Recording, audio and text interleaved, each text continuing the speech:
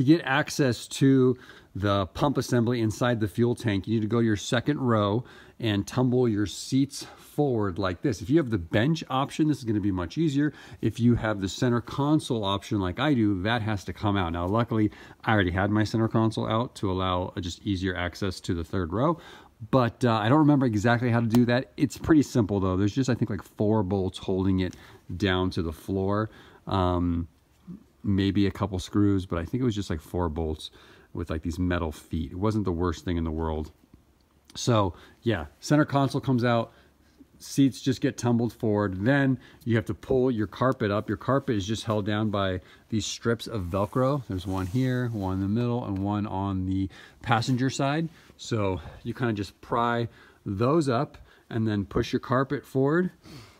And then here is the access panel. As you can see, it's got these little plastic tabs. This one is still, this is how it's going to be, perpendicular. All you have to do is take a screwdriver and turn them so that they're like that, and then you can get underneath. Once you've done all 4, remove the access panel to expose the top of your in-tank fuel pump assembly. This right here is the feed hose that goes to the engine with this quick disconnect, and that is where it would be likely to leak. It should be real obvious if this is the culprit. It's going to be wet with fuel. Now, I cleaned mine up. Here's what it looked like before I cleaned it up. It was all dirty, but you could still see, of course, that there was a leak here. And you can see, I don't know if the video will show it, but it is wet right here. So, you know, just use caution when you're testing this. If you run the vehicle for a few seconds, you should see, like if you clean everything up, you know, put a paper towel down, you run the vehicle, you'll see it get wet quickly. And it's just a safety issue. So have a fire extinguisher nearby. You know, I definitely would not recommend driving if you've got a fuel leak. You can see that this is made up by the plastic nipple coming off of the top of the fuel pump assembly. You've got the actual hose, and then you've got this green retainer that clips everything together. So what you're hoping for is that this green retainer isn't just putting enough pressure anymore on the quick disconnect, because that's very cheap. That's like $10. Then I guess you're hoping that it's the fuel pump, that this plastic nipple has like a crack in it, because that's very easy to replace. You can just pull that right out and replace that. The worst case, I feel like, would be this hose, because this hose is much cheaper than the fuel pump assembly, but much more difficult to replace. What I'm going to try doing is inspecting and seeing if I can tell exactly what is failed, if I can see any like hairline cracks specifically in the top of the fuel pump assembly. So to disconnect this, the first thing you want to do is come over to your gas cap and open that up. We're going to try to relieve some of the fuel system pressure so that when we disconnect this, not as much fuel dumps out. Next, what you want to do to disconnect the quick disconnect hose, you just need to pinch this green retainer in and simultaneously pull the quick disconnect to the right. And you don't want to use any tools with this. I know it can be a pain sometimes, but everything here is very fragile, so try just to do it with your fingers. As you can see, I started the process. Now I just need to pull that back. You can see some fuel squirted out. Got a rag here for that reason. Should go without saying, you want to do this in a well-ventilated area. So this is that green retainer. And what I'm going to do is I'm just going to inspect, maybe shine some light inside the top of the fuel pump connection and see if I can spot any cracks along the seam, for example. So let me check that out. I can't really tell if that is what's letting the fuel out, like if that's a hairline crack. That is the seam, but it really can't tell if it's a crack at all. I don't see anything on this end, and I don't see anything, luckily, on the connector. I traced this hose down, and it is a real pain. Like, honestly, if that hose needed to be replaced, I would not be shocked if you took it to a shop and they said the body needed to come off the frame because it goes down and it runs along the top of the chassis rail, and then it turns and comes along the side, and then right along the driver's side wheel well looks like where it has another quick disconnect before it goes up to the engine. And even if you could get it out, I don't know if you could get the new one in without like damaging it, because it makes a lot of twists and turns and there's not a lot of room. So I would not be shocked if they said the body needs to come off. It would be a nightmare. It would be super expensive. So fingers crossed, that's not the issue. So be super careful with this quick disconnect when you have it off. So I'm gonna hope that it's either this retainer, it just isn't putting enough pressure anymore, or that it's a hairline crack in the pump. Here you push down while you pull backwards. And then on this one, same thing, you've got these little tabs on the side, and squeeze those while pulling back. Don't use any tools on this. It's easy to break this stuff, all this brittle plastic. With those off, you also need to just slide this green retaining connector. You're gonna reuse that. I mean, I would recommend using a new one. I'll put the Nissan part number down below. I ordered a new one from Nissan. It was supposed to be here yesterday. It wasn't. It's supposed to be here today. It wasn't. So I guess I've got no choice but to try reusing this. But yeah, it's really cheap. It's like less than $10. So I would order this at the same time that you order your other parts as well, just to be safe. You also want to go ahead and clean all of this area. Mine was really, really dirty. So I've been working on cleaning that up, because as we pull out the old fuel pump, we don't want any gunk and dirt to fall into the tank. So try and clean up this area as best you can. Now we need to remove this metal lock ring, and that will free the pump so it can pull right out. To do that, you're going to need one of these. This is a fuel pump lock ring removal tool, and you can see there's just like 3 points of contact. You fit it anywhere on the lock ring like that, and then it takes a, I believe that's a, yep, 1/2-inch drive breaker bar. So you can turn that counterclockwise. If you don't have one of these, I mean, I'm of course going to link to all this stuff in the description. This one was really cheap too. I got off Amazon. It was only like, I think it was less than $20, and it's really solid. It's like, this is cast. It's all steel.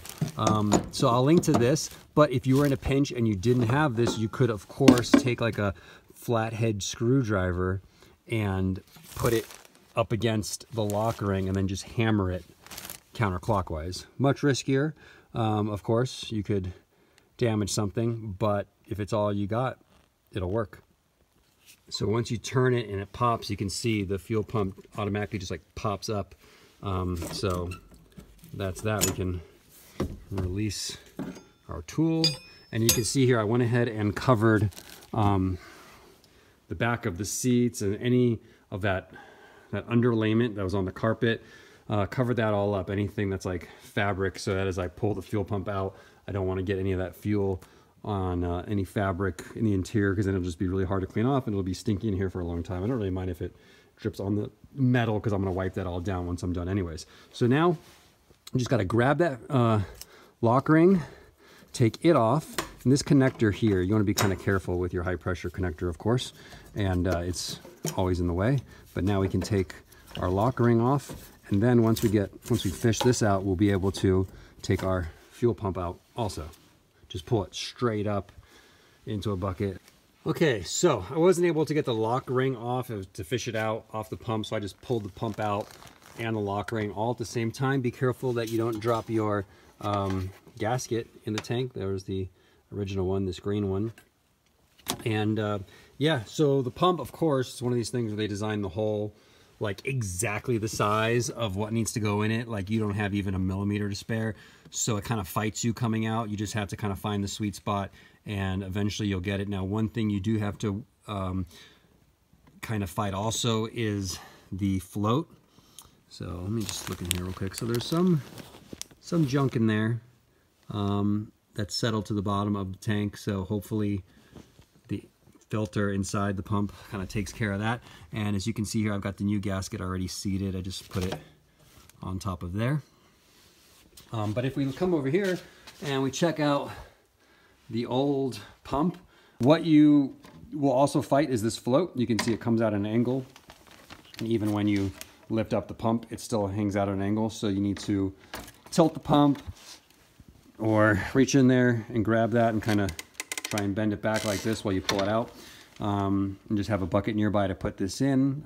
I went ahead and cleaned this bucket first just because in case this isn't my problem, well, I don't necessarily want to ruin an OEM pump by getting it dirty by putting in something gross. So that's that. Interestingly, a lot of black stuff is coming out of this pump. So maybe we have two problems. Maybe this was cracked, but maybe also there's a lot of back pressure in this pump from it being clogged up. And maybe that's what caused the seam to split, just too much pressure. I don't know, this is all speculation. Compare it, of course, to the new pump, which is right here. Now, I'm not gonna link to this because I have no idea if this is a good pump. This is a cheap Chinese aftermarket pump. I got it from a company called A-1 Premium, I think, or 1-premium.com, I'm not sure. But, you know, they got it here pretty fast, unlike the Nissan dealer, which didn't give us the connector. So everything looks good. There's some differences to it, like this thing right here doesn't exist in the exact same spot on that one, but I'm sure it's gonna be fine. The quality, it looks okay. Not as good as OEM, of course. You can just tell that in the molding and the hardware and everything, really. But hey, I think it's got a 3 or 4 year or 5 year warranty. If it works for any length of time, I'll be happy. It's obviously not that hard to switch these out. And so you can see on the top, we need to put our green connector on there when the time comes. And also I actually need to get the connector that goes on here, this white one. So, but that's, that'll come later. So same as reverse, I'm just going to lift this up and drop it into the tank, holding back the float carefully, not to damage it while we go in there. And the hardest part is going to be getting it to seat on the gasket, making sure that that is seated nicely before we lock it down.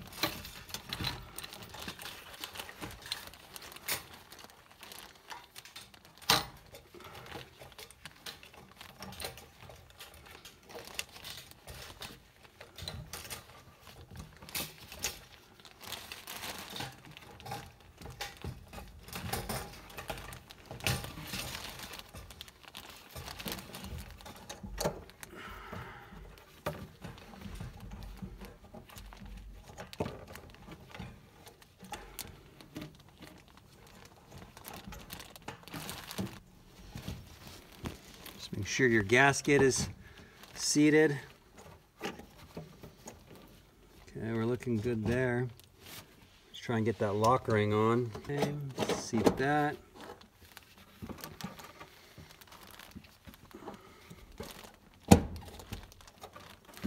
Okay, it's looking pretty good. Get our tool.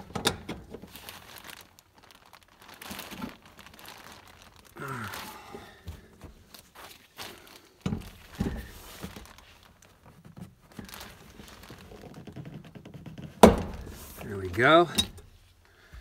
So we are locked in. Awesome.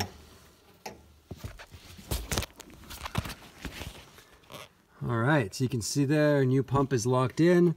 All I need to do now is transfer over those connectors here and here, plug everything back in, and then we're ready to complete this project.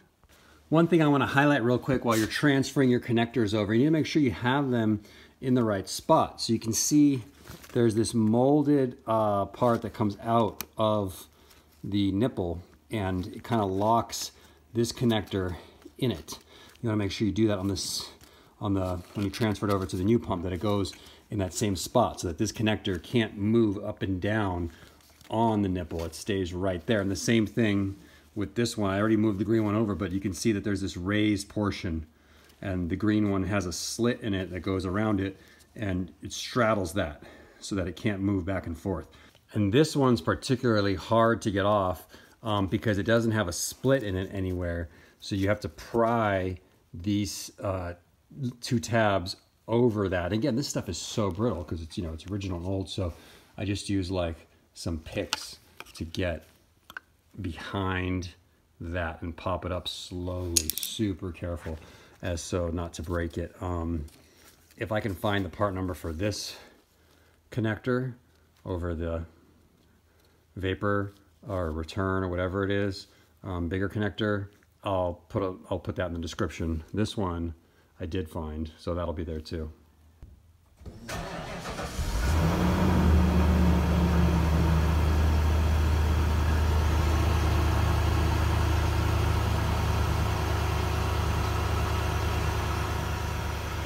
All right, so the first step you want to do is you want to, after confirming that these are locked in, you want to turn the power on.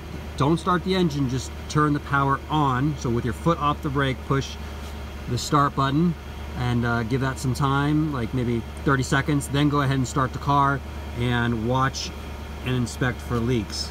Let it idle for a few minutes, rev the engine, and check for leaks. And so far so good on this repair. Appreciate you guys watching.